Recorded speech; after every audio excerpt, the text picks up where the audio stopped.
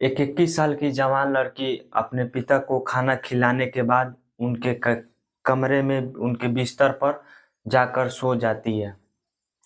जब वो सो जाती है तो उसके पिता खाना खा लेते हैं। उस पिता उसके कमरे में सोने के लिए आते हैं तो वह देखते हैं कि उनकी बेटी उनके ही कमरे में सोई होती है। तो वो अपने बेटी को जाकर जगाते हैं और अपने बेटी से कहते हैं, क्या बात है, क्यों सोई हो, तुम्हारा तबीयत ठीक नहीं है क्या? उनकी बेटी कहती है, नहीं पिताजी, मेरा तबीयत ठीक नहीं लग रही, पता नहीं क्यों डर डर सा लग रहा है और मुझे मन कर रहा है यहीं पर सोने के लिए। तो उसके पिताजी कहते हैं, चलो कोई बात नहीं, यहीं पर सो जाओ। और जैसे जैसे रात आगे बढ़ती है तो लड़की अपने पिता को स्पर्श करना शुरू कर देती है और धीरे धीरे स्पर्श करने के बाद जो सिलसिला था वो आगे बढ़ने लगता है।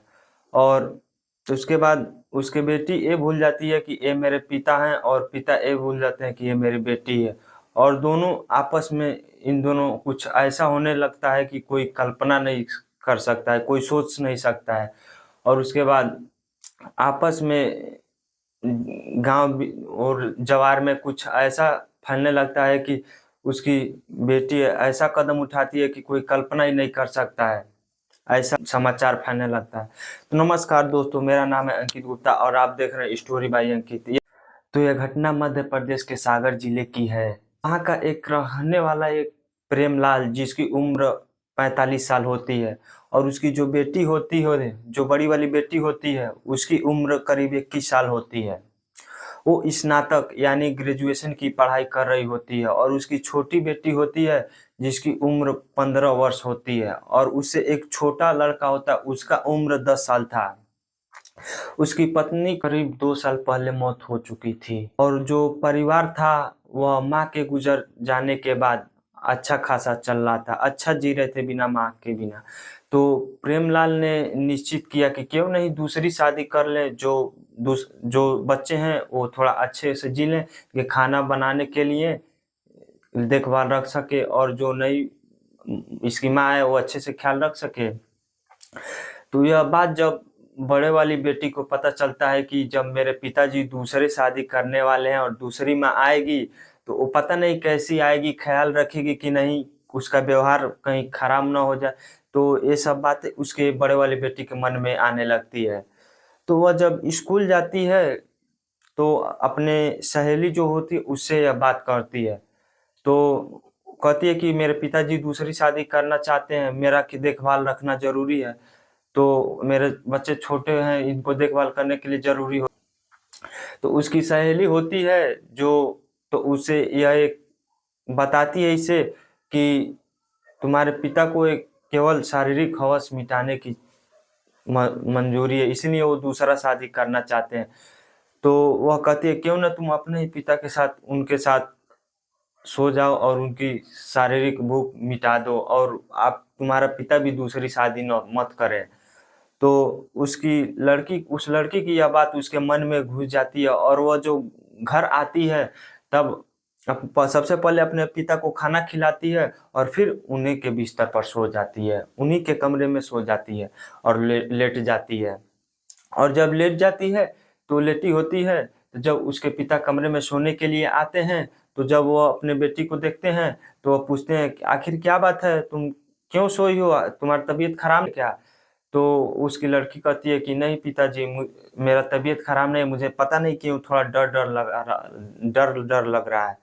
तो उसके पिता दोनों एक ही साथ सो जाते हैं। तो रात में अपने पिता को स्पर्श करने लगती है। स्पर्श करते करते कब उन दोनों के बीच क्या हो जाता है आप सोच नहीं सकते हैं कि क्या क्या हुआ। उन दोनों के बीच अवैध संबंध बन जाता है। आप समझ नहीं पाएंगे कि अवैध संबंध बन जाता है और उस दिन यह सिलसिला जारी रहता है और इन दोनों के फिर बीच कई बार संबंध बन जाते हैं। और इन दिनों उसकी बेटी जो पूजा होती है वह प्रेग्नेंट हो जाती है। उसे लगने लगता है कि वह शायद उसके गांव वालों के बीच सबको पता चल जाए तो कहीं तो उसके पिता है कहीं उनकी इज्जत मत चल जाए। तो इसके लिए उसने एक ठानी कि इस बच्चे जो प्रेग्नेंट हो गई थी उस बच्चे को अबॉर्शन गिरवा दिया जाए। तो उसकी लड़की क्या करती है, उस बच्चे को गिरवा देती है। फिर उसके बीच ये क्या करते हैं, आपस में संबंध बनाए रहते हैं, इसकी सिलसिला जारी रहती है, ये मानते नहीं है। तो उसको लगता है कि ये हमारे साथ गलत करना नहीं चाहिए इसके साथ। तो इस सब करने के बाद सब गांव वालों को पता चल जाता है। तो गांव वालों को पता चल जाता है तो उसकी लड़की को सोचती है मैं फांसी लगा कर जान दे दूं। तो अब जब लोगों को पता चल जाता है तब तो वो अपनी फांसी लगाकर जान दे देती है और पुलिस वालों को बुला देती है और पुलिस तुरंत वहां पर आ जाती है और पुलिस उसे हिरासत में ले लेती है उस लाश को और उसके पिता से पूछताछ करने लगती है। तो पूछताछ करने के बाद पुलिस उसके सामने आती है तो वो उसके पिता कहता है कि उसका पिता ही अपने बेटी के साथ अवैध संबंध बनाए रखता है। पुलिस जब उससे पूछताछ शुरू करती है तो पता ये चलता है कि वह अपने बाप को की इज्जत बचाने के लिए वह अपनी मर्डर कर लेती है, फांसी लगा लेती है। तो वह अपने पिता को इज्जत बचाने के लिए फांसी लगा लेती है। पुलिस उसके पिता को जेल में भेज देती है और इन सभी को भाई बहन को घर पे रख देती है और इनको जेल में भेज देती है। तो इस घटना के माध्यम से आप सभी को क्या सीख मिला इस कमेंट में जरूर कीजिएगा और वीडियो अच्छा लगे तो वीडियो को लाइक और चैनल को सब्सक्राइब कर दीजिएगा और इसे एक नए रास्ते पर चलने को सीखिएगा।